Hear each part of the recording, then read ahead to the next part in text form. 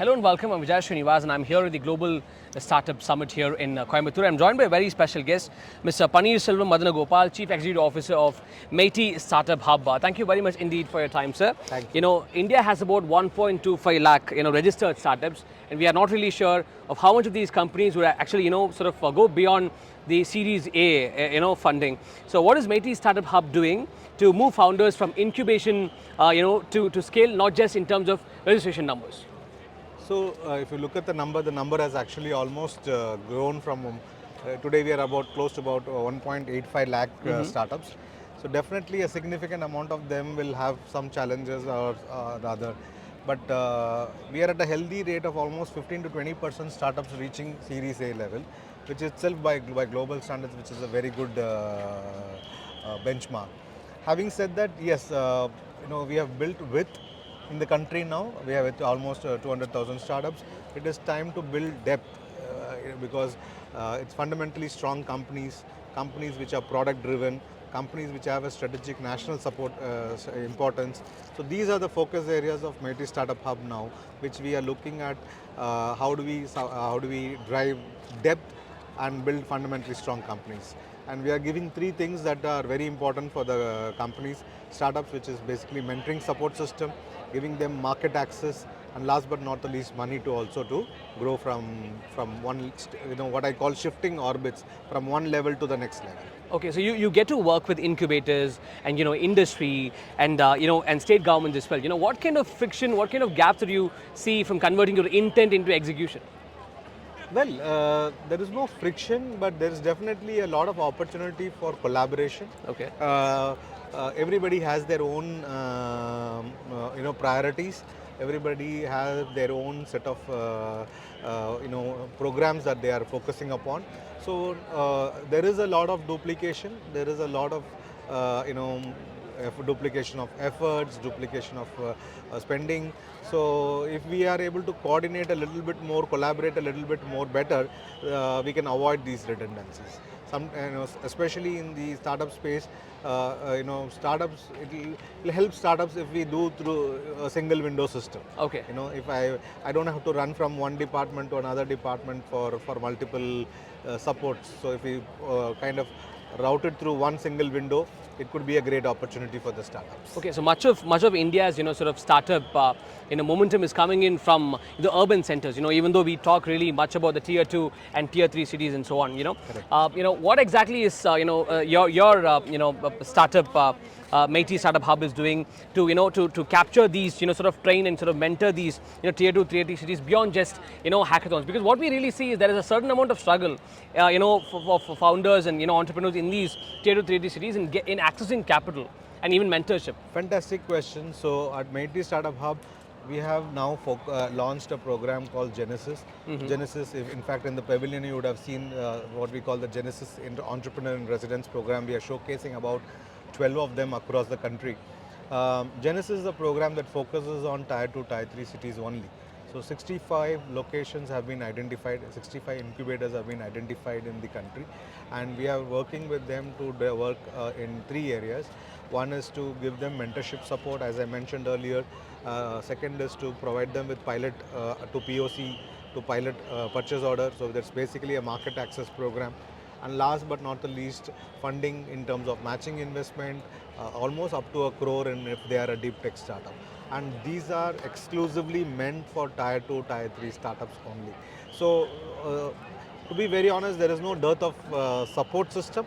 What is important is the quality of the startup also should improve. That's right. The quality of the problem that they are solving and the technology that they are using today, the solutioning is also very important, because if you are going to be a Me Too startup, then it is not going. And if you are going to be a platform or a service provider, that's not an exciting space for MeitY Startup Hub. India wants to be the global startup hub. Prime Minister talks about it quite often. You also see saw the Chief Minister M.K. Stalin yesterday in his address here in Coimbatore. He said, we have set in a target of 2035. Tamil Nadu got to be the global, sort of startup hub and all that. So right, but let's be realistic. Where do you really see the momentum happening? Is it going to be AI? Is it going to be deep tech? Or is it going to be the semiconductors or quantum computing? What's Indian startups' unique selling proposition? So if I were to share, we have come definitely a long way, right? there is a significant amount of headway we have made in the startup ecosystem.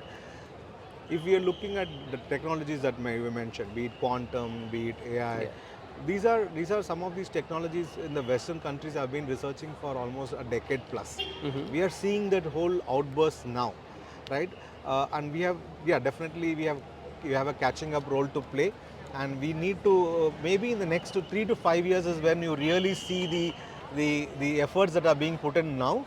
The outcomes and the aspects will come, of that will actually come to fruition in the next 3 to 5 years, because these technologies take time to mature. These technologies take time to get needs a huge amount of research and development funding.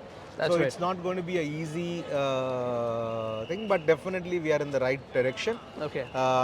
We are making the right investments with both the state governments across. I mean, look at Tamil Nadu, been a fantastic startup ecosystem here, and central government is doing their role in contributing more strategic, large national level projects. Both combined, I think it will be a wonderful thing. Maybe in the 3 to 5 year horizon, we will see a very different startup ecosystem. One last question there. So, India's R&D expense, as you were talking about research and development, has been less than 1%, I was talking to Mr. Kumar Wimbo a couple of weeks back as well, and he was also saying India is quite good at, frugal, innovations and all that. Well, that's one area that we can really talk about, but, certain investments to create an open AI sort of a platform, you need lots of investments, right? It's not really happening in India. You think that's sort of, it's kind of a roadblock to India's startups, Indian startup innovation, especially when you want to compete with countries like United States and China, where the R&D investments are pretty high? So if I were to look at it, if you look at the Indian tech startup ecosystem, it's truly, as I mentioned earlier, we have built a width. Yeah. Right. It is now time to build depth. Right. Okay. And depth needs a lot of focused, deep pockets also. That's right. Right. Focused efforts, deep pockets. I think that is where, if you look at the first phase of startup ecosystem, the last 9-10 years, it's all about building awareness, creating that look at the crowd here today. I'm sure even if 5% of them turn into entrepreneurs, that's a huge number. Okay. Right? That's so right, the whole idea is to create that awareness, create a sense of confidence for entrepreneurs to become entrepreneurs, or entrepreneurial mindset is very, very important. So we have built that critical base. Now it's time to build fundamentally strong companies, and that's why projects like R&D funds, ANRF, and a lot of very focused research-based focused startup funds are being developed now, which are large amount.